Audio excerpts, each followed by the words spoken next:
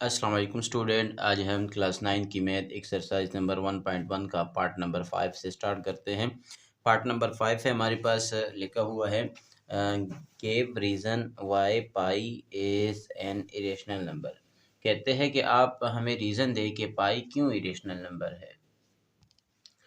Part number 1 में मैंने आपको पाई की वैल्यू निकाली थी, तो उसमें मैंने वजह आपको बताई थी कि पाई क्यों इरेशनल नंबर है। तो अभी फिर आपको एक बार फिर बता देता हूँ कि देखिए हमारे पास कैलकुलेटर है। कैलकुलेटर में हम लगाएंगे, ये पाई है हमारे पास, ये पाई हमने क्लिक कर ली, पाई आ गई कैलकुलेटर में। इसके बाद हम इक्वल क्लिक करते हैं। इक्वल हमारे पास जो आंसर है ये नॉट टर्मिनेटिंग है, यानी कि नॉट एंडिंग है, कहीं पर स्टॉप नहीं हो रहा है। तो जो नंबर नॉट टर्मिनेट होगा वो इरेशनल नंबर होगा। तो पाई जो है वो इरेशनल नंबर इसलिए है क्योंकि इसकी जो वैल्यू आती है वो नॉट एंडिंग डेसिमल है, तो इसीलिए ये इरेशनल नंबर है। तो इसका आंसर हम लिखेंगे कि पाई, लिखेंगे कि पाई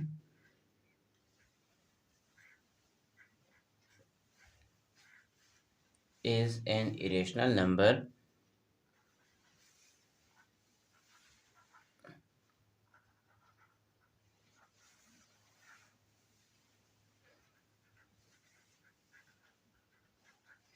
because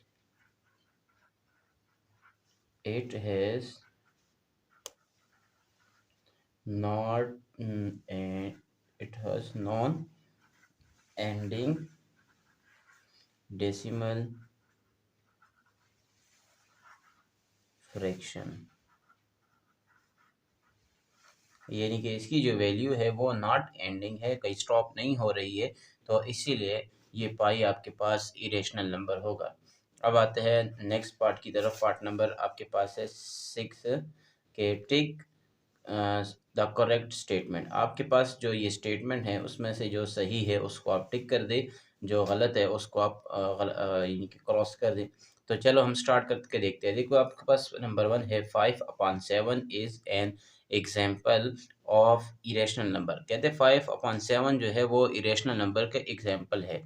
तो ये हम देखते हैं कि 5/7 रियल में इरेशनल नंबर है या नहीं है। तो 5/7 इक्वल, देखिए इसका जो आंसर आ गया 0.71428। ये सारा का सारा नंबर क्या है, ये आपके पास नंबर अनलिमिटेड है, टर्मिनेटिंग नहीं है, इसीलिए ये इरेशनल नंबर होगा। तो ये आपके पास बिल्कुल सही है, तो इसको आपने टिक करना है कि ये सही बनता है, इरेशनल नंबर है, टिक कर। अब नंबर 2 में आपके पास पाई इज़ एन इरेशनल नंबर। कहते हैं कि पाई इरेशनल नंबर है, तो पाई बिल्कुल इरेशनल नंबर है। अभी 2 मिनट पहले मैंने आपको फाइंड करके दे दिया था, जो क्वेश्चन नंबर 5 था, इसमें हमने रीज़न भी बयान किया था, तो इसका आंसर भी टिक बनता है कि ये सही है। नंबर 3 में आपके पास है 0.31591 अनलिमिटेड चल रहा है। कहते हैं कि इज़ एन एग्जाम्पल, ये एग्जाम्पल है of not terminating and not repeating decimal fraction.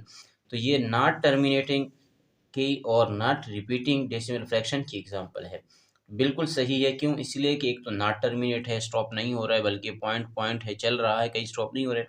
दूसरा, ये नॉन रिपीटिंग भी है, क्योंकि इसमें एक नंबर पे दर पे बार बार नहीं आ रहा है, इसलिए ये नॉट रिपीटिंग भी है। तो बिल्कुल ये सही एग्जाम्पल है, तो इसका आंसर भी सही बनता है।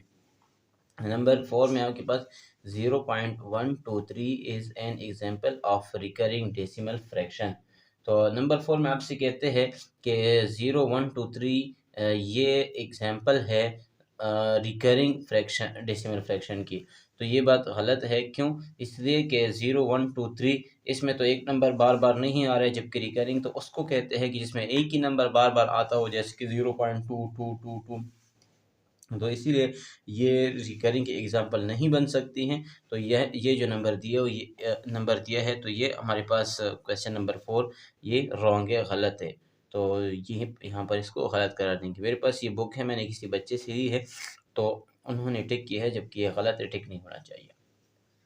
क्वेश्चन नंबर 5 है हमारे पास 1/3 and 2/3 are lying between 0 and 1।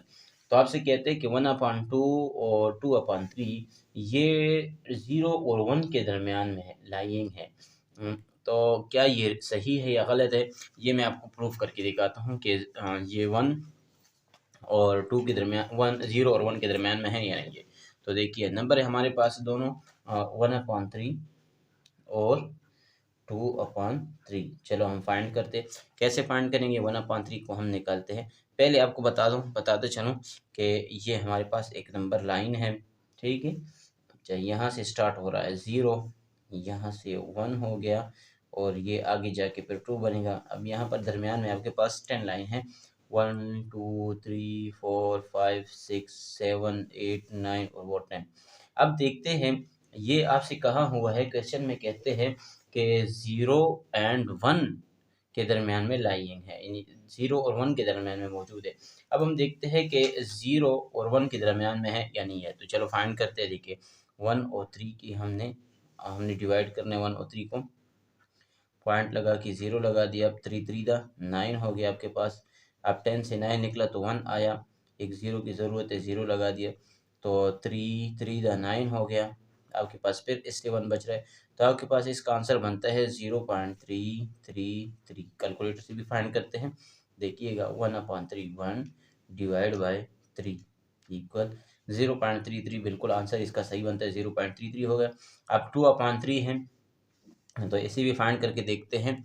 तो 2 को रखते हैं अंदर, 3 बाहर रखते हैं, पॉइंट लगा के 0 ले लिया तो 3 6 दा 20 आपके पास, सॉरी 3 6 दा 18, 20 से 18 निकला तो 2 बचा। फिर एक 0 की ज़रूरत है, 0 लगा दिया तो 3 6 दा 18, फिर 2 आया। तो इससे आपके पास 0.6666 इस तरह चलता जाएगा। कैलकुलेटर से मैं फाइंड करके बताता हूँ। 2 डिवाइड बाय 3 इक्वल 0.6666, इसी तरह 66 चल रहा है। तो अब आपके पास इसका आंसर हो गया 0.66 एंड 66, इस तरह इसका ये आंसर हो गया, और पहले वाला का ये आंसर है। तो अभी आपसे कहते हैं कि 0 और 1 के दरमियान में लाएंगे। हम देखते हैं कि 0 और 1 के दरमियान में वाकई में लाएंगे या नहीं। देखिएगा पहला है आपके पास 0.3, तो 0 1 2 3 यहाँ पर हो गया क्या 1/3 यानी 0.3। दूसरा है 0.6, तो 1 2 3 4 5 6 यहाँ पर हो गया आपके पास 2/3 और 0.666 बनता है, ये 0.33। तो बिल्कुल आंसर सही है, इसलिए कि 1/3 और 2/3 दोनों 0 और 1 के दरमियान में लाइंग है, दोनों में दरमियान में मौजूद है। तो ये आंसर बिल्कुल सही है, इसीलिए ये आपके पास ट्रू होगा, सही है। अब है नेक्स्ट आपके पास, इसके बाद वाला है 1/√3 is an example of rational number. आपसे कहते हैं कि 1/√3 एग्जाम्पल है रैशनल नंबर की। तो चलो हम फाइंड करते हैं कि रियल में रैशनल नंबर का एग्जाम्पल बनता है या नहीं बनता। तो 1 डिवाइड बाय √3 इक्वल, देखिए इसका आंसर बना 0.5773। अनलिमिटेड आंसर चल रहा है, नॉट टर्मिनेटिंग है, नॉट टर्मिनेट की वजह से ये इरेशनल होना चाहिए, जबकि यहाँ पे आपसे कहते हैं कि रेशनल की एग्जांपल है, तो ये गलत है, इसलिए ये क्रॉस होगा। तो यहाँ पर हमारा एक्सरसाइज नंबर 1.1 कंप्लीट हो गया, और इसके बाद इंशाअल्लाह अज़ीज़ नेक्स्ट वीडियो में हम आपके साथ मिलेंगे एक्सरसाइज नंबर 1.2 में। और 1.2 एक्सरसाइज के जो वीडियो की लिंक है वो भी आपको इसी वीडियो की डिस्क्रिप्शन में मिल जाएगी। आप मोर को क्लिक करें नीचे डिस्क्रिप्शन में, अगली वीडियो की आपके पास लिंक मौजूद है। तो इतने के लिए मुझे इजाज़त दीजिएगा। अल्लाह हाफिज़।